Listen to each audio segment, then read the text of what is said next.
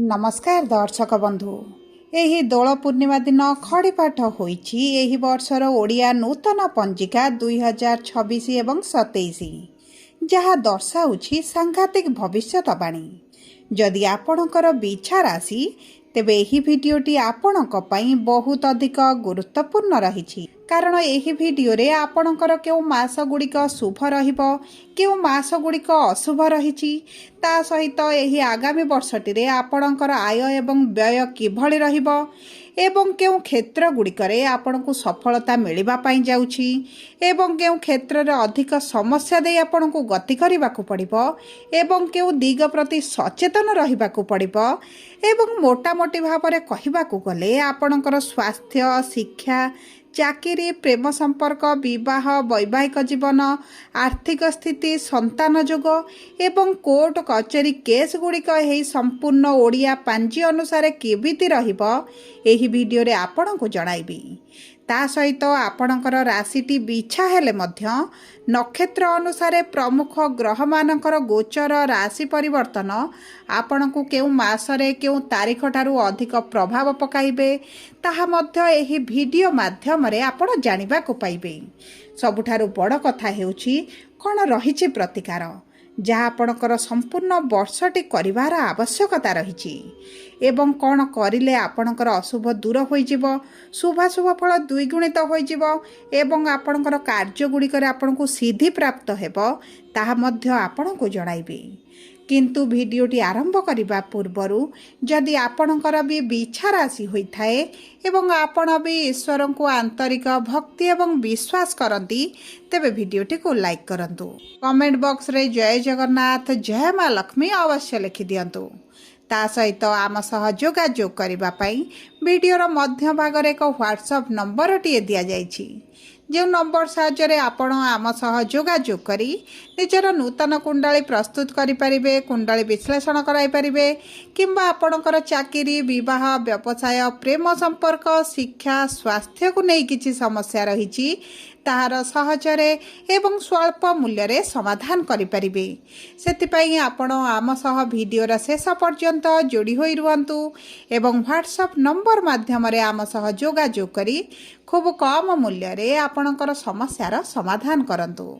एबे आसंतु कार्यक्रमटी को आरंभ करिबा एवं जानिबा एही ओडिया पांजी अनुसार 2026-27 वर्षटी आपणकर केमिति रहिबो एवं ग्रह मानकर स्थिति गोचरटी किभଳି रहिबा पाई जाउछि। देखंतु प्रमुख 4टी ग्रहंकर गोचर आम समस्त जीवन में बहुत अधिक प्रभाव पकाई थांती। देवगुरु बृहस्पति कर्मर देवता शनिदेव एवं राहु एवं केतु। तेबे गुरु आपणकर 2 जून 2026 तारीख दिन आपणकर भाग्यर भाव को गोचर करिवे एवं 31 अक्टोबर 2026 पर्यंत आपणकर भाग्यर भाव रे विराजमान करिवे एवं 31 अक्टोबर रे आपणकर कर्मर भाव को गोचर करिवे। गुरुंकर एही दुईटी महापरिवर्तन आपणक पई शुभदायक रहिबो। ता सहित शनि आपणकर पंचम भाव रे एही संपूर्ण वर्षटी विराजमान करिवे एवं आपणकर 3 जून 2027 रे आपणकर षष्ठ भाव को गोचर करिवे एवं षष्ठ भाव को कुंडलीर शुभ बोली मना जाएनी एवं राहु एवं केतु आपणकर चतुर्थ एवं दशम भाव रे विराजमान करिसंती। डिसेंबर 5 2026 तारीख पर्यंत आपणकर एही चतुर्थ एवं दशम भाव रे विराजमान करिवे। तेणु करी आसंतु जानिबा एही प्रमुख ग्रह मानकर गोचर परिवर्तन आपणकु किभଳି प्रभाव प्रदान करिवो। तेबे देखंतु बिछा राशिर 3टी नक्षत्र रहिछि विशाखा बिछा अनुराधा बिछा एवं ज्येष्ठा बिछा। विशाखा बिछा राशिंकर नक्षत्र अधिपति हेउछन्ति देवगुरु बृहस्पति एवं गुरु आपणकर 2 जून रे भाग्यर भाव को गोचर करिबा क्षणी आपणक भाग्य देव आपणकर साथ। आपण जदि वाक्य भरोसा कौनसी कार्य आरंभ करती तेबे सफलता आपन को निश्चित भाव में प्राप्ति हेबो। आपणकर जो सब असंपूर्ण कार्य गुड़िक रही जाइछि कर्म क्षेत्र में समस्या देखुंती स्वास्थ्य समस्या देखुंती से आसब बड़ परिवर्तन। आपणकर स्वास्थ्य जदि किसी गुरुतर समस्या रही तेबे मध्य आपण से धीरे धीरे उन्नति परिलक्षित करेंगे एवं ता सहित आपण जदि नूतन भाव में किसी व्यवसाय आरंभ करने चाहते नूतन चाकरी सन्धान रही सरकारी सरकारी चाकरी पाई चेष्टा करुछंती तेबे 2 जून परठारु आपणक पाई अति उत्तम समय रही। आपणक चाकरी प्राप्ति होई जिवो, आपण नूतन व्यवसाय रे सफलता प्राप्त करिवे। पूर्वर जदि आपणक व्यवसाय रे समस्या चलीथिला तेबे मध्य सेही समस्या गुड़िक आपणकर दूर होई जिवो। ता सहित सबुठारु बड़ कथा हेउची गुरुंकर पंचम दृष्टि आपणक राशि उपरे रहिबो, जेउ कारणरु जदि संतान प्राप्ति रे आपण विलंब देखुतिले आपणको संतान सुख प्राप्ति होई जिवो। एही 2026 वर्षर जून मास 2 तारिख परठारु आपणक संतान प्राप्ति पई अति प्रबल जोग बनुची। ता सहित जेउ माने विद्यार्थी अछंती, विद्या क्षेत्र रे किछि परिवर्तन चाहुचंती किंबा विद्या क्षेत्र में आपणकर समस्या लगी रही, तेबे 2 जून परठारु आपणकर सेही समस्या गुड़िक दूर हेबा पई जाउछि। कारण गुरुंकर नवम दृष्टि आपणक शिक्षा उपरे रहुछि।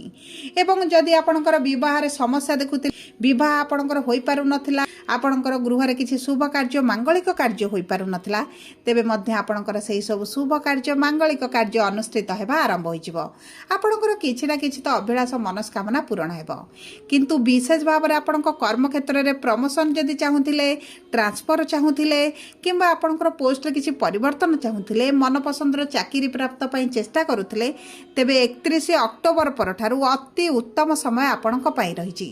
विशेष भाव में आपणक कर्म क्षेत्र में आपणको किसी सम्मानित करा जाय पारे, अवार्ड दिया जाय पारे किंबा आपणको किसी उच्च सम्मान रे सम्मानित मध्य करा जाय पारे। एबे आसंतु जानिबा अनुराधा बिछा राशि बा 17 बाई 8 बिछा राशि व्यक्तिविशेषंकर एही ओडिया पांजी अनुसार 2026-27 वर्षटी किभଳି रहिबो। देखंतु आपणकर नक्षत्राधिपति हेउछन्ति शनि एवं विराजमान करिसन्ति आपणकर पंचम भाव रे। 2 एवं जून 3 2027 पर्यंत आपणकर पंचम भाव रे रहिबे, जेउ कारणरू आपणक प्रेम संपर्क रे आपण टिके समस्या देखि पारंती। एवं आपणकर जदि प्रेम विवाह करिबा पई चाहुचन्ति तेबे मध्य विवाह रे किछिटा बाधा विघ्न समस्यार सम्मुखीन आपण मध्य होई पारंती, किंतु आपणकर विवाह मध्य होई जिवो। एवं ता सहित जदि आपणकर शिक्षा क्षेत्र रे आपणकर समस्या बढ़ी जाउची, शिक्षा क्षेत्र रे आपणकर परिश्रम अनुसार फल प्राप्ति हेउ नाही, तेबे आपणकर परिश्रम को द्विगुणित करबा को पड़िबो। कारण आपणकर जून मास 2 तारिख परठारु सरकारी चाकरी पई जदि किछि परीक्षा देउछन्ती किंबा आपणकर सरकारी कॉलेज रे पाठ पढ़िबा पई किछि चाहुछन्ती, तेबे आपणक पई परिश्रम जदि वृद्धि करिवे तेबे आपणको सफलता प्राप्त हेबो। किंतु सरकारी चाकरी पई मध्य आपणकर प्रबल जोग रहिछि। ता सहित आपणक संतान प्राप्ति रे जो समस्या देखुथिले आपणकर सेही समस्या गुड़िक दूर होई जिवो। एवं ता सहित आपणकर कर्म क्षेत्र हेउ, आपणक परिवार मध्य हेउ, आपणकर जो गुप्त शत्रु मान बढ़ी जाइछन्ती, आपणको समस्या रे पकाउछन्ती, कोर्ट कचेरी केस रे आपण फसिछन्ती, तेबे मध्य जून 3 2027 परे आपणकर शुभ समय आसीबो। ता सहित अक्टोबर मास 31 तारिख पर मध्य आपण किछि क्षेत्र रे उन्नति देखिबा आरंभ करिवे। आपण जदि नूतन व्यवसाय पई किछि इन्वेस्टर खोजुथिले, किछि लोन चाहूथिले किबा लोन अप्लाई करिसन्ते आपणकर हेई पारु नथला, ता मध्य आपणकर होई जिवो।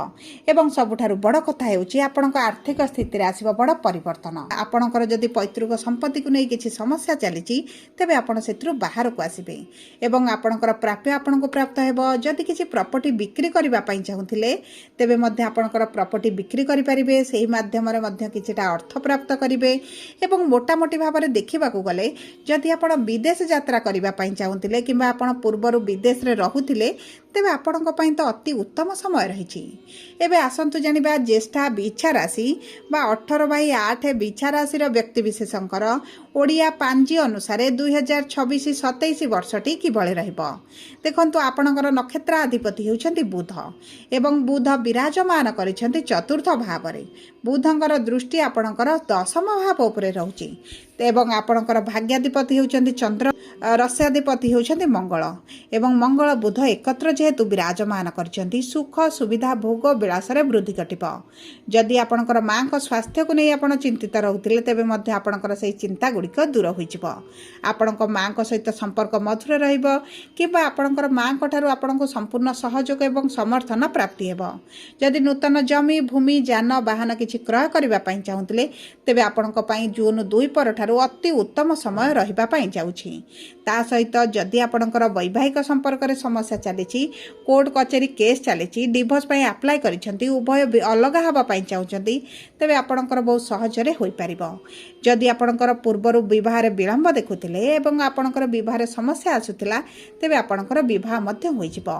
एवं देखंतु जे बिछा राशि रे व्यक्ति माने पार्टनरशिप रे किछि कार्य करुथिले, आपणक पार्टनरशिप व्यवसाय रे आपण समस्या देखुथिले, तेबे सही समस्या आपणकर दूर हेबो। किंतु आपणकर जेतु सूर्य मंगल एकत्र विराजमान करिसेंती, आपणकर स्वास्थ्य रे किछिटा समस्या आपण देखि पारंती। आपणक ब्लड रिलेटेड समस्या बाहरी पारे किंबा आपणकर चर्म जनित समस्या मध्य आपण देखि पारंती। एवं जून 2 तारिख परठारु आपणक खाद्य पानीय उपर आपणको बहुत अधिक दायित्व नेबाको पड़िबो। नचेत आपणकर पेटरे गैस डाइजेशन समस्या मध्य किछिटा आगामी समय रे देखा देई पारे। सेति प्रति आपणको सचेतन रहिबाको पड़िबो।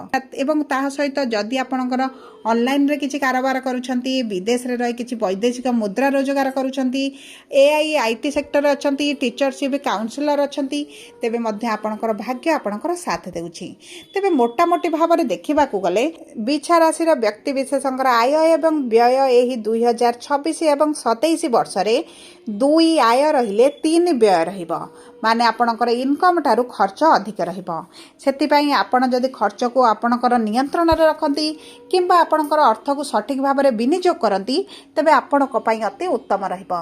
नचेत आपणकर किछि बाह्य खर्च बढ़ी पारे, अजथा खर्च होई पारे, आपणकर मेडिकल रे मध्य किछिटा अर्थ खर्च होई पारे। सेति प्रति आपणको टिके दृष्टि देबाको पड़िबो एवं अर्थ को नहीं टिके आपणको सावधान रहिबाको पड़िबो। तेबे देखंतु सब परे आपणकर अशुभत्व को दूर करी शुभ शुभ फल को द्विगुणित करबा पई आपण प्रतिदिन गोमाता को रुटी रे गुड़ किछिटा मिसाई खाइबा पई दियंतु। प्रति शनिवार दिन आपणक शनि मंदिर रे जाई सोरिष तेल रे दीपटी अर्पण करंतु किंबा जदि गरीब भिखारी मानकु किछिटा दान दियंती, खाद्य दान हेउ, वस्त्र दान करंती, तेबे मध्य शुभदायक रहिबो। एवं प्रभु गणेशंकर उपासना करंतु। ता सहित हनुमान चालीसा प्रत्येक दिन आगामी 1 वर्ष पर्यंत आपण पाठ करंतु। आपणको उत्तम फल प्राप्ति हेबो। जदि अर्थर अभाव रहुची, आर्थिक स्थिति खराब रही, तेबे श्री सूक्तम आपण प्रतिदिन पाठ करंतु। आपणको आर्थिक स्थिति रे उन्नति आसिबो।